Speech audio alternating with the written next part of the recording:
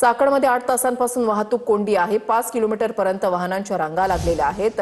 कामगारांच्या बस, शाळकरी विद्यार्थी आणि मालवाहू वाहनं या वाहतूक कोंडीमध्ये अडकली आहेत। कालच चाकणमधील 20 कंपन्या खड्डे आणि वाहतूक कोंडीमुळे स्थलांतर करणार असल्याची बातमी आली होती। टिम्म प्रशासन या प्रकरणाकडे लक्ष देणार का झोपाच काढत राहणार? स्थानिकांची संतप्त प्रतिक्रिया आहे।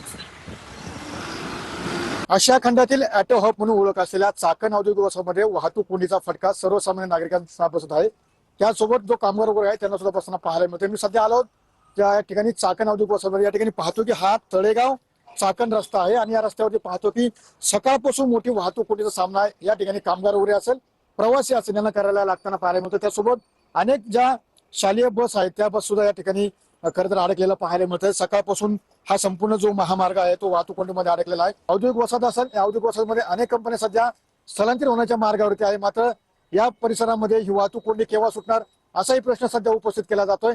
मात्र सध्या परिस्थितीमध्ये ज्या कंपन्या स्थलांतरित होतात आहे, कामगार वर्गांचा खर्च या ठिकाणी वाढतोय, कंपन्यांचा खर्च वाढतोय। त्यामुळे येथील ज्या कंपन्या आहेत त्या मात्र स्थलांतरित होण्याच्या मार्गावर असल्याचे चित्र आपल्याला या ठिकाणी पाहायला मिळत आहे। त्यावर अभिषेक साहेब सुनील दिले, टीम 9 मराठी।